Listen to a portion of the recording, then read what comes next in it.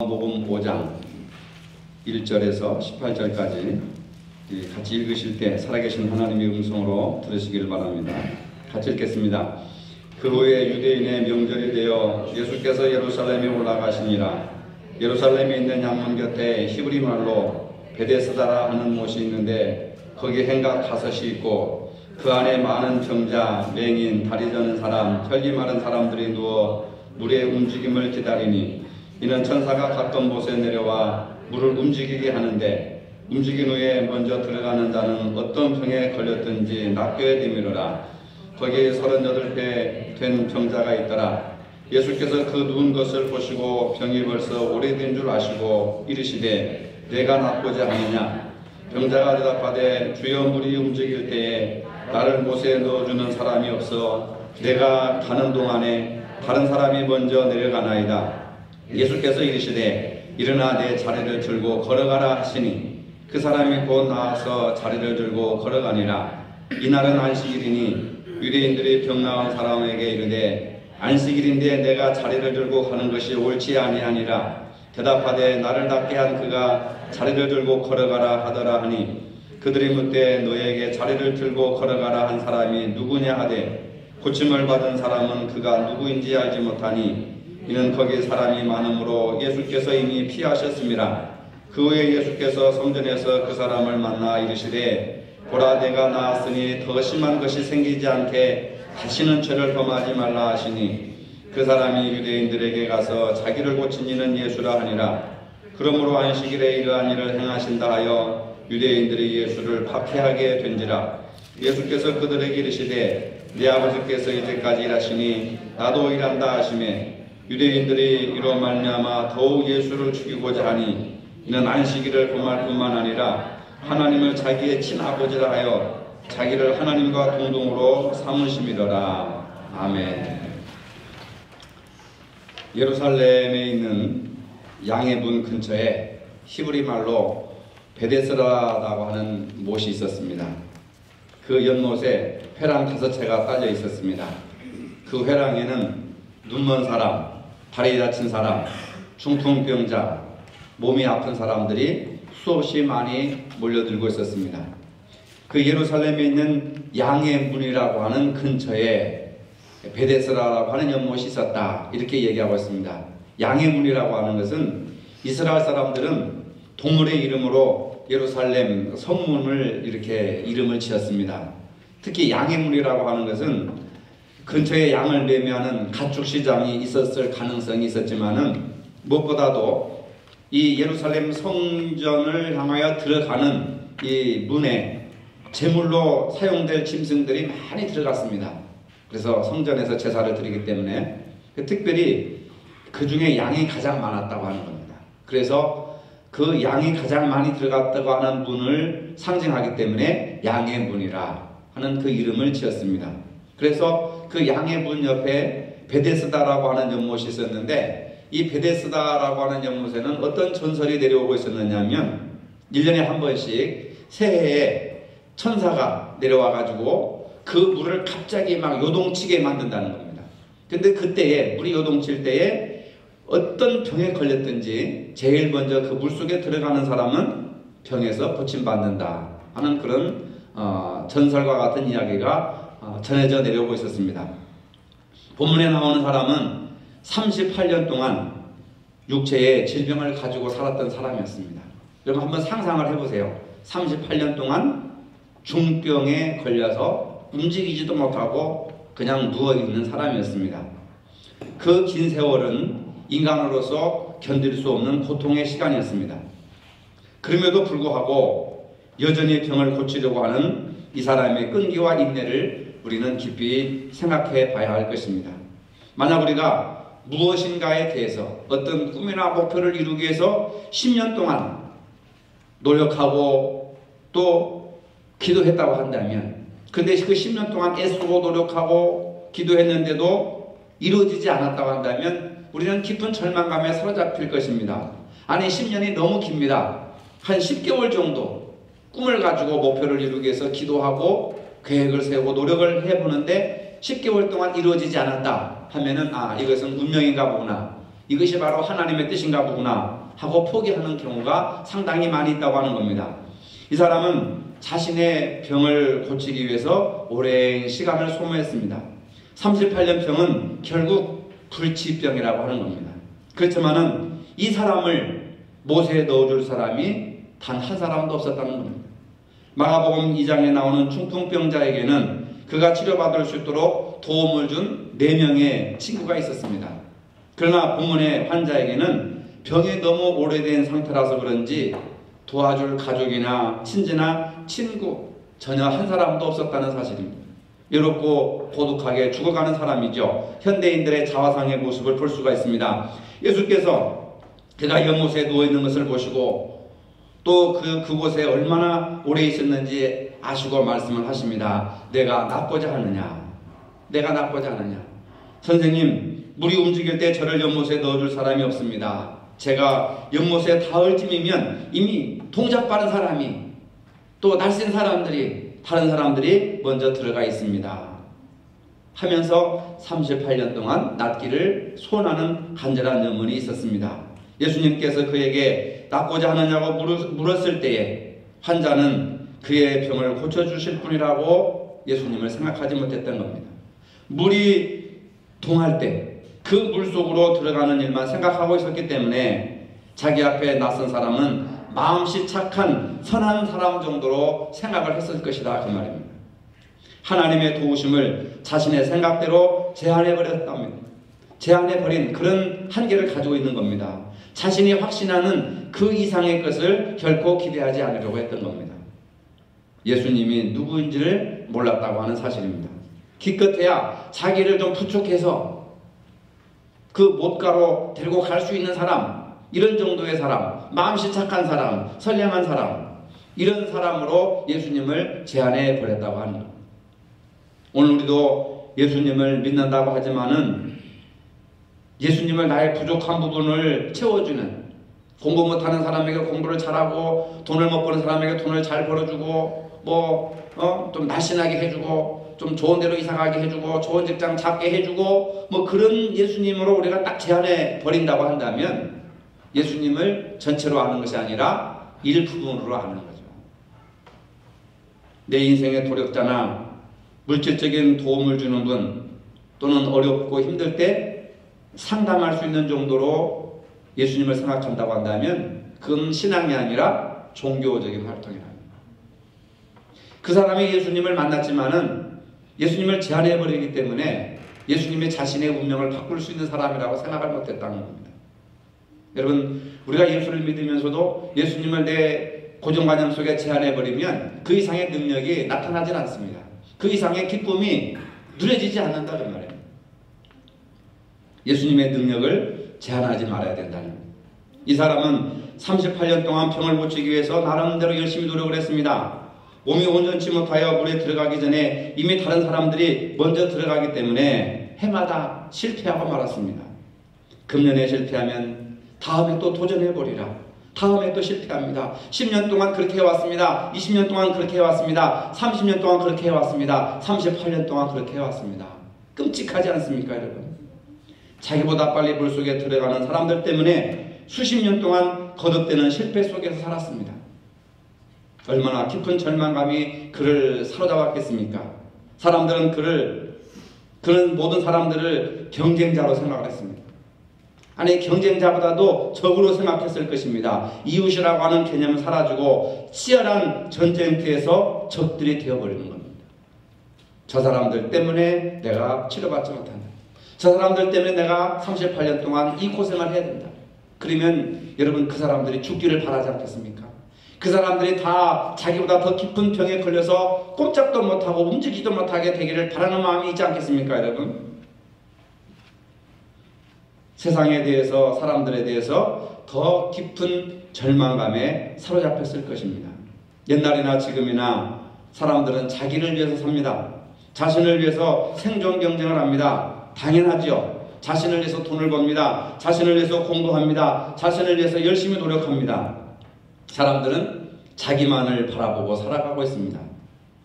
이 연못에 모인 사람들도 자신의 병을 고치기 위해서 연못가에 모여들었습니다. 다른 사람의 형편과 처지를 생각할 필요가 없는 거예요. 내 코가 석자인데 내가 지금 이런 형편에 처했는데 내가 누구를 도와줄 수 있겠느냐. 여러분 보세요. 내가 지금 먹고 살기도 힘든데 우리 자식들 문제도 가파른데 내가 누구를 도와주겠느냐. 우리 가정 꾸려나가기도 힘든데 내가 다른 가정을 생각할 필요가 뭐가 있겠느냐. 내 코가 석자인데 내가 누구한테 손을 펼치겠느냐. 누구에게 관심을 갖겠느냐. 너무 피곤하고 스트레스 받는다. 현대인들의 모습이 38년 동안 병으로 고생하는 이 사람과 교묘하게 공통되는 부분들이 상당히 많이 있다고 하는 걸 저는 보게 됩니다. 병이 깊을수록 세월이 흐를수록 깊은 절망감은 밀물처럼 몰려오게 되는 겁니다. 특히 사람들에 대한 절망감이 더 크다고 하는 것이죠. 자기에게 한치의 양보를 하지 않는 야속한 인간들, 자기만 살겠다고 몸부림치는 인간들, 그 인간들에 대한 절망이 세월이 지날수록 너무나도 눈덩이처럼 커져갔을 것이라 생각을 해볼 수가 있습니다. 이런 상황에서 그 사람이 절망하는 것은 어쩌면 자연스러운 것입니다. 사람은 쉽게 절망하는 존재입니다. 절망은 다른 사람과 비교하여서 자신이 무의미한 존재라 여겨질 때 찾아온다고 하는 겁니다. 그 다른 사람들이라고 하는 것은 나의 부모가 될 수 있고 내 자식이 될 수 있고 내 친한 친구가 될 수 있고 또 애인이나 동료가 될 수가 있다고 하는 것입니다. 그렇게 공들여 노력했는데 노력하면 당연히 보상에 따라올 줄 알았는데 그런 기대가 여지없이 와르르 무너질 때 사람들은 절망하게 된다는 겁니다. 자신이 정말 무기력해가지고 아무것도 아니라고 하는 생각, 이제까지 해온 일이 다 쓸모없다는 생각, 지금 처한 공경을 벗어나기 위해서 내가 할 수 있는 것이 아무것도 없다는 생각이 들 때 인간은 절망감에 사로잡힌다는 겁니다. 죽음만이 유일한 출구처럼 보이는 그 막다른 벼랑 끝에 그 자리가 바로 절망이 차지하는 자리라고 하는 겁니다. 철학자 키에르케고르는 절망은 죽음에 이르는 병이라고 얘기했습니다. 그가 절망은 죽음에 이르는 병이라고 한 까닭이 뭐냐? 그에 따르면은 육체적 죽음의 측면에서는 누구나 살기를 바라지만은 절망 상태에서는 차라리 죽음이 희망으로 보이기 때문에 게다가 죽고 싶어도 죽지 못한다는 무기력 때문에 이 무기력함이 겹치기 때문에 절망이야말로 진정 죽음에 이르는 병이라고 하는 겁니다. 죽고 싶어도 죽지 못하는 무기력한 인간, 그런 무기력이 겹치기 때문에 절망이야말로 모든 포기나 희망이 없는 것이야말로 죽음에 이르는 질병이다 하는 것을 이야기하고 있습니다. 물론 이때 죽음이라고 하는 것은 육체적 죽음 이상의 심리적, 정신적, 영적인 죽음을 포괄하는 것입니다. 오래전에 정말 한 15, 16년 전에 목회자들이 단체로 관람한 영화가 있었습니다. 지금도 유선방송이나 케이블 TV에서 가끔 해주는 걸 보는데 영화 쇼생크 탈출이라고 하는 영화입니다. 앤디라고 하는 젊은 주인공이 교도소에 수감되면서 전개되는 이야기입니다. 앤디는 아내와 정부를 살해했다는 누명을 쓰고 억울하게 쇼생크 감옥에 갇혔습니다. 처음에는 진범만 잡히면 풀려날 줄 알았는데 살해사욕의 누님은 교도소장이 앤디라고 하는 사람이 전직 은행원이었는데 그 가진 기술과 실력을 가지고 교도소에 들어오는 돈을 세탁해가지고 교도소장의 재산을 불려가는 그런 능력 때문에 진범이 잡혀서 석방을 시켜야 되는데도 불구하고 그걸 교묘하게 속여가지고 20년 동안 복역하면서 자기 재산을 증식하게 서류를 이렇게 위조하게 만듭니다. 근데 그 같은 교도소에 브룩스라고 하는 할아버지가 있었습니다. 이 할아버지는 50년을 감옥에서 복역을 했습니다. 지옥 같은 쇼생크 감옥에서도 모범수로서 할아버지는 도서관 사서노릇을 하면서 나름 편안하게 감옥 생활을 하는 겁니다. 그런데 어느 날 가석방의 명령이 떨어졌습니다. 우리가 생각하면 가석방이 하나님의 은혜고 기뻐해야 될 일이 아니겠습니까? 그런데 이 할아버지는 그 가석방 떨어졌다고 하는 말을 듣고 절망에 사로잡힙니다. 그래서 절망에 사로잡힌 나머지 자기에게 기쁜 소식을 전해주는 추록 소식을 전해주는 동료의 목에 칼을 대면서 어쩔 수 없이 내가 지금 살인을 저질러야 된다. 살인을 저질러야겠다고 막 그렇게 칼을 들고 야단을 칩니다. 왜? 내가 지금 사람을 죽여야 계속해서 감옥에 남아있을 수 있다 하는 그런 이유 때문에 내가 당신을 죽여야 되지 않느냐 이렇게 절규합니다.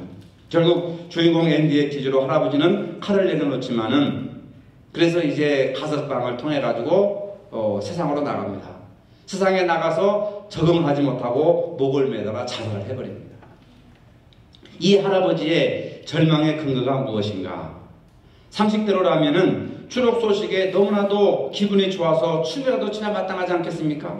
하지만 바깥 사회에 살았던 시간보다 교도소 안에서의 산 세월이 너무 길었던 까닭에 그는 사회생활보다도 교도소 생활에 더 편안하고 익숙했던 것입니다.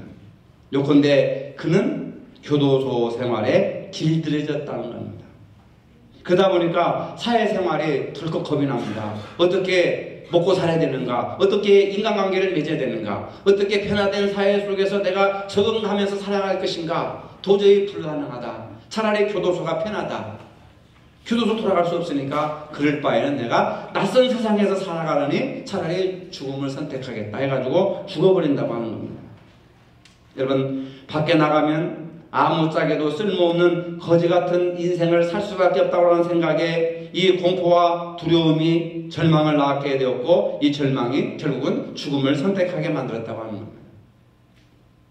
우리가 어느 한 곳에 이렇게 적응하며 살다 보면 거기에 길들여지게 되고 거기에 익숙해져 있습니다. 불의하고 억압적인 현실에 길들여지다 보면 자신도 모르는 사이에 그 불의하고 억압적인 상황에 적응하게 되는 겁니다. 세상에 다 그렇지 않느냐? 좋은 게 좋은 것이 아니냐? 그냥 눈 감고 넘어가자. 그러면 실제 자유가 주어져도 그는 그 자유를 누리지 못하고 노예가 되고 만다고 하는 겁니다. 이것이 바로 절망이고 절망은 죽음에 이르는 병이라고 하는 겁니다. 이것은 육체적인 질병보다 더 무서운 질병인 겁니다. 그러므로 목숨이 붙어있는 한 우리는 희망을 가져야 됩니다. 여러분 희망하시기 바랍니다. 네. 여러분 희망을 가지시기를 바랍니다. 네. 보다 나은 자신에 대해서 보다 나은 세상이나 나의 삶에 대한 기대를 버리는 것, 이것은 원래 달팽이에게나 해당될 뿐이라고 얘기를 합니다. 달팽이는 자신이 속해 있는 껍질 바깥에 또 다른 세계가 전개되어 있음을 모르고 살아가는 그러한 동물이라고 하는 겁니다. 설령 그가 바깥 세상을 안다 할지라도 추상적으로 알기 때문에 결코 바깥으로 나오려고 하지 않습니다. 많은 사람들이 자기 자신이라고 하는 감옥 속에 갇혀 살아가고 있습니다. 내 고정관념, 나의 의지, 나의 편견, 나의 사고방식 속에 갇혀 살고 있습니다. 근데 거기서 나오는 것은 굉장히 낯선 것이고 두려운 거예요. 그렇기 때문에 그 할아버지처럼 교도소 안에서는 익숙하게 적응하며 살아가는데 교도소 밖에서는 살아갈 수가 없으니까 죽어버리는 거예요. 많은 사람들이 자신의 틀, 자신의 가치관, 자신의 사고방식 속에 갇혀서 거기서 행복을 누리며 안일하게 살아가고 있습니다. 그것을 뛰어나오려고 한다면 또 다른 세계가 주어지고 또 다른 어떤 자유가 주어지는데 두려움 때문에 사람들은 껍질 바깥으로 나오려고 하지 않고 달팽이 그 껍질 속에 안주하려고 하는 겁니다. 이것이 바로 오늘 우리들의 모습이라 그 말입니다. 이렇게 사는 것이 편하기 때문에 보다 나은 자신을 위해서 도전한다든지 투자한다든지 또는 배우려고 한다든지 전혀 그렇게 하지 않고 여기가 좋사오니 이대로 내가 살다가 나는 죽겠다. 이대로 살다가 죽겠다. 딱 자신의 인생을 제한시켜버린다고 하는 겁니다.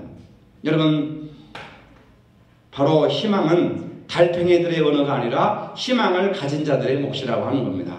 희망을 가슴에 품은 사람은 희망이 실현되기 위해서 노력을 합니다. 희망을 가진 사람은 움직입니다. 보다 나은 삶을 위해서 투자를 하게 되고 또 노력을 하게 되고 땀을 흘리게 되고 도전을 하게 됩니다.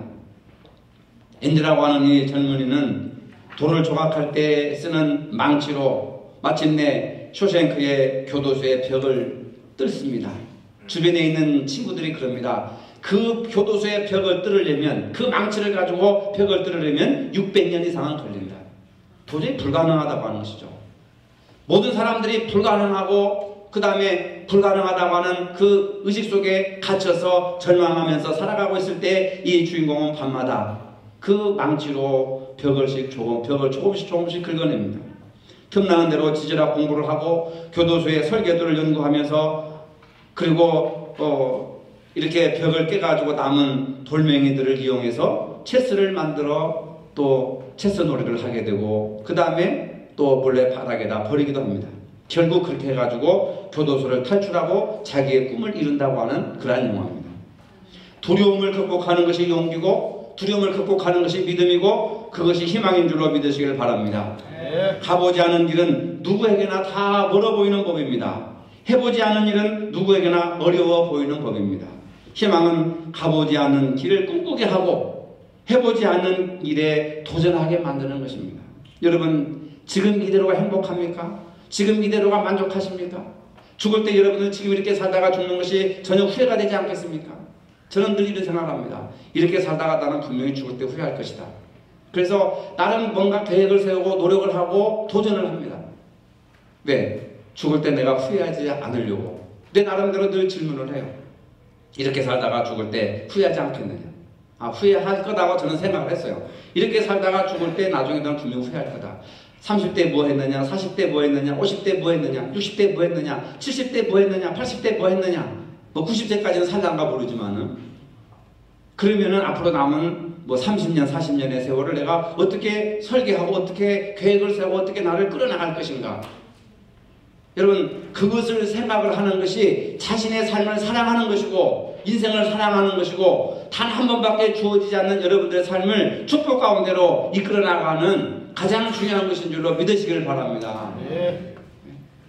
돈의 노예가 행복이 아니에요. 일의 노예가 행복이 아닙니다. 여러분 자신의 노예가 행복이 아니에요. 나름 여러분 성실하고 착실하고 진실하게 살았다고 하지만 전혀 그게 아니라고 말해요.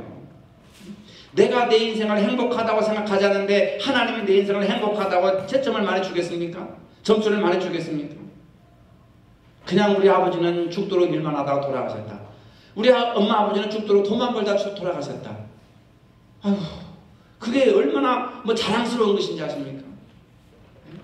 그렇다고 자식들이 나도 엄마 아버지처럼 그런 위대한 욕을 받들어 내가 살아야 되겠다. 그렇게 감동받고 그런지 아십니까?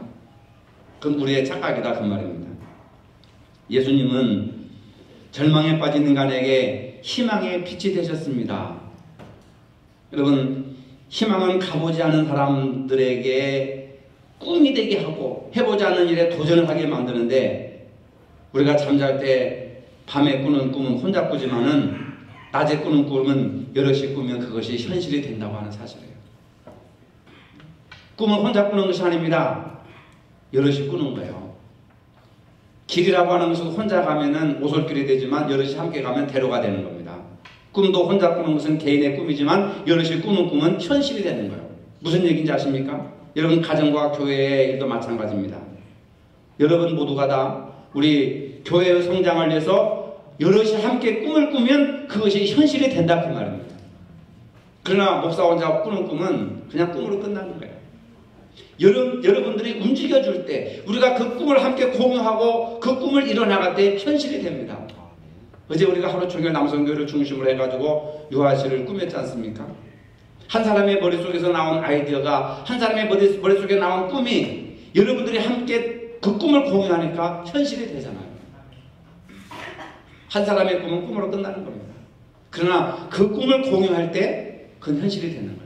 교회라고 하는 것은 예수님의 꿈을 우리 모든 성도들이 공유할 때 그것이 예수님의 뜻이 현실에 이루어진다는 것을 믿으시길 바랍니다. 아멘. 꿈은 그래서 반드시 이루어진다는 거예요. 왜? 함께 꾸는 꿈이기 때문에. 그러니까 여러분 교회가 부흥하고 교회가 성장하고 교회가 건강하고 그 다음에 집사님 기도하셨던 것처럼 지역사회에 어떤 희망이 되고 하는 그런 꿈을 함께 나눌 때 현실이 된다니까요. 그래서 꿈이라고 하는 것은 누가 데리고 가는 것이 아니라 우리가 만들어 나가는 거예요. 희망이라고 하는 것은 우리가 만들어 나가는 거예요. 예수님께서 희망을 주시면은 그 희망을 공유하면서 만들어 나가는 거예요. 이게 믿음의 가장 중요한 기본이 된다는 것을 믿으시기를 바랍니다. 예수님께서는 38년 동안 절망에 빠져있는 인간에게 오셔서 뭐라고 했습니까? 그래, 내가 네 아픔을 안다. 너는 참으로 잘 참아왔다. 내가 내 눈물을 보았다. 힘을 내라, 용기를 내라. 때가 되면 사람들이 너한테 양보해가지고 내가 물속에 들어갈 수도 있겠다. 이런 얘기를 하지 않았다는 거예요. 근데 오늘날 한국교회는 이 세상을 향해서 그런 말도 저도 못하는 거예요. 이 세상을 위로하는 말조차 하지 못합니다. 슬퍼하고 눈물을 흘리고 병들어 있는 사람들에게 한국교회는 위로의 말조차 하지 못하는 그런 경쟁자가 되고 말았단 말이에요. 예수님은 38년 된 환자에게 위로하지 않았습니다. 눈물을 닦아주지 않았습니다. 용기를 내라, 희망을 가져라, 누군가들을 도와줄 것이다, 이런 추상적인 얘기를 하지 않았습니다. 뭐라고 했습니까? 일어나서 내 자리를 들고 걸어가라. 할렐루야. 이게 예수님의 능력이라고 해요. 절망의 자리를 들고 희망을 향해, 미래를 향해 일어나 걸어라, 이렇게 말씀하십니다. 누구 한 사람 자기에게 말을 걸어주지 않고, 누구 하나 자기에게 따뜻한 눈길 한번 주지 않았는데 예수님은 그에게 관심을 보이셨단 말이에요. 사랑은 관심에서부터 시작됩니다. 나의 필요가 아닌 상대방의 필요를 위해서 관심을 가지고 말을 건네줄 때 기적의 역사가 일어나는 겁니다. 근데 우리 모두가 다 어떻게 하고 있습니까? 나도 38년 된 환자요. 우리 모두가 다, 주님 나 환자입니다. 나 38년 됐습니다. 나 42년 됐습니다. 나 50년 됐습니다 하고 전부 누워있어요. 누워있어. 이게 믿음입니까? 이게 신앙생활입니까 여러분? 이게 영성입니까? 아니올시다요. 아닙니다. 사랑은 관심에서 오는 거예요. 그 수많은 사람들이 자기가 먼저 물속에 들어가려고 경쟁 상대가 되고 적이 되는 상황 속에서 예수님은 그 사람의 경쟁 상대가 아니라 적이 아니라 그 사람을 이렇게 세웠다 그 말입니다. 교회가 할 일은 세상에 경쟁을 하면 안 돼요. 교회끼리 경쟁을 하면 안 됩니다. 수고하고 무거운 짐자를 이렇게 세울 수 있는 능력이 있어야 된단 말이에요. 그 일을 누가 해야 됩니까? 저와 여러분들이 해야 된다니까요. 근데 우리는 뭡니까? 주님 나 38년 된 나도 환자입니다. 주님 나 50년 된 환자입니다. 어찌 나는 힘이 없습니다. 나는 물질이 없습니다. 나는 지식이 없습니다. 나는 경험이 없습니다. 나는 능력이 없습니다. 못합니다. 할 수 없습니다. 라고 하는 절망의 환자로 우리가 살아가고 있지 않느냐. 오늘 본문의 요한복음 5장에 나오는 이 38년 된 환자가 오늘 저와 여러분들을 얘기하는 거예요. 남의 얘기가 아닙니다 여러분. 저와 여러분들의 문제라는 거예요. 38년 동안 걸어보지 못한 사람이 비틀거리며 자리를 털고 일어나 걸었습니다. 이게 기적입니다 여러분. 나는 이런 일을 한 번도 해보지 못했습니다. 한 번도 해보지 않았습니다. 그렇기 때문에 내가 할 일이 아니라 그것은 목사님이 해야 될 일이고 장로님이 해야 될 일이고 권사님들이 해야 될 일이고 나는 못합니다. 이런 사람은 절망에 무거운 짐을 짊어지고 있는 38년 된 환자와 똑같은 사람이에요. 그러면서 교회 나와서는 주여 주시옵소서, 주여 고쳐 주시옵소서, 물질을 주시옵소서, 자식들 성공하게 하여 주옵소서, 내 남편 좋은데 취직하게 하여 주시옵소서, 부동산 값이 폭등하게 하여 주옵시고 땅값이 올라가게 하여 주시고, 이런 걸 기도하는 거예요. 이런 걸 누워있으면서. 예수님은 그런 것은 다음의 문제고 지금 문제는 뭐냐? 일어나 걸어라. 일어나. 절망의 자리를 들고 일어나 걸어라. 일어나 걸어라. 여러분, 걷는다는 것은 상상도 하지 못했는데 예수님의 말씀을 듣고 걸었다고 하는 사실, 이것이 믿음의 기적인 줄로 믿으시기를 바랍니다. 오늘 우리도 절망의 자리를 털고 일어나야 합니다. 일어나 걸어야 합니다. 나는 할 수 없다, 못한다, 경영 없다, 지식이 없다, 또 재물이 없다, 형편이 안 된다, 시간이 없다. 이 모든 것들은 우리를 절망의 늪으로 빠지게 하는 마음의 질병이라는 거예요. 육체의 질병이 무서운 게 아니에요. 육체의 질병은 병원에 가서 치료받을 수 있습니다. 좋은 약을 먹고 좋은 수술을 받으면 치료받을 수 있어요. 어제 내가 잠깐 여러분들이 얘기했지만 일본의 줄기 치료가 아주 발달을 해가지고 돈 있는 사람들이 일주일에 500명씩 가서 줄기의 세포 주사를 맞고 온대요. 나이 드신 분들은. 근데 그걸 맞고 오면 피부 색깔이 달라지는 겁니다. 광주에서도 많은 사람들이 비행기 타고 간대요. 줄기의 세포. 나한테도 물어보지 마요. 목사님 어떻게 해야 맞을 수 있어요? 저도 한번 맞고 싶어요. 꼭 이런 설교하면 꼭 그런 데 관심을 갖고 어떻게 맞아요? 얼마 안 돼요? 누구한테 연락하면 갈 수 있을까요? 꼭 이런 데 관심이 있더라고요. 그래도 그 사람들도 죽어요. 줄기세포 주사 맞아도 죽습니다. 아마 제가 볼 땐 몇백만 원 할 것 같다. 한 번 맞는데. 근데 더 중요한 것은 뭐냐면 육체의 질병이 아니라 마음의 질병. 절망의 깊은 38년 동안 절망을 끌어안고 있었던, 그래서 아무것도 못하고 누워있는, 물가에 왔지만은, 물가에 들어가지 못하는, 교회에 왔지만은, 교회는 38년 동안 다녔지만 예수님의 음성을 들어보지 못하고 예수님의 말씀에 순종하지 못하고 예수님의 말씀에 움직이지 못하는 그런 병자들이 오늘 한국교회 교인들이 아닌가 하는 생각을 해요. 저는 너무 비약적인 생각인지 모르겠지만, 내가 이렇게 된 것이 부모를 잘못 만났기 때문이고, 내가 이렇게 된 것은 배우자를 잘못 만났기 때문이고, 내가 이렇게 된 것은 환경을 잘못 만나서 그렇다고 우리가 변명하면서 절망 가운데 빠져오지 않았느냐 그 말입니다. 우리는 어떻게 보면 육체는 건강하지만 정신적인 질병을 가지고 있는지 모르겠습니다. 마음의 질병을 가지고 있는지 모르겠습니다. 그렇다고 한다면 마음의 질병의 자리를 들고 일어나야 합니다. 예수님이 뭐라고 말씀하십니까? 일어나 걸어라. 일어나 자리를 들고 걸어가라. 자리를 들고 일어나야 됩니다. 새롭게 거듭나야 합니다. 38년 된 환자는 예수님을 만남으로 병고침을 받았습니다. 그런데 놀라운 것은요, 그런데 여기에 또 다른 한 무리의 마음의 질병을 가진 무리들이 있었습니다. 마침 그날의 안식일이었습니다. 유대인들이 그 나은 사람을 막아서며 말했습니다. 오늘은 안식일이다. 자리를 들고 다녀서는 안 된다. 내가 자리를 들고 걸어가는 것은 안식일 규정에 위반되는 것이다. 깜짝 놀랄 일들이 초래되고 있습니다. 38년 된 환자가 죽음의 자리를 털고 일어나서 그 자리를 걸어가고 있습니다. 얼마나 감격스러운 순간이겠습니까? 축하해 주고 손뼉 쳐주고 감동해야 되고 막 얼싸고 끌어안고 덩실덩실 춤을 추야 될 그런 기뻐해주고 축하해줘야 될 그 자리에 유대인들이 하는 얘기를 들어보세요. 아브라함의 자손이고 또 율법을 가르치고 하나님의 아들, 하나님의 자녀라고 하는 유대인들의 표정을 보세요. 오늘은 안식일인데 자리를 들고 다니는 것은 안식일 법에 위반되는 것이다. 정죄하고 있단 말입니다. 정죄. 법이라고 하는, 안식이라고 하는 자기 고정관념, 자기 의식, 자기 생각이라고 하는 틀에 사로잡혀서 이 사람들은 세상을 바라보고 사람을 바라보는 거예요. 어쩌면 오늘 한국교회가 세상에서 이런 모습으로 비춰지고 있지는 않을까. 아니, 오늘 예수 믿는 사람들이 세상 사람들에게 이런 모습으로 비춰지지는 않을까. 법이 어떻고 교회법이 어떻고 성경에서 뭐라고 얘기하고, 너는 죄인이다, 너는 정죄인이다, 너는 잘못했다, 너는 죄인이다, 비판받아야 된다. 왜 세상과 소통이 안 되는가? 왜 이웃과 소통이 안 되고 교인끼리 소통이 안 되고 정죄만 앞세우고 있을까? 왜 그렇다고 생각하십니까?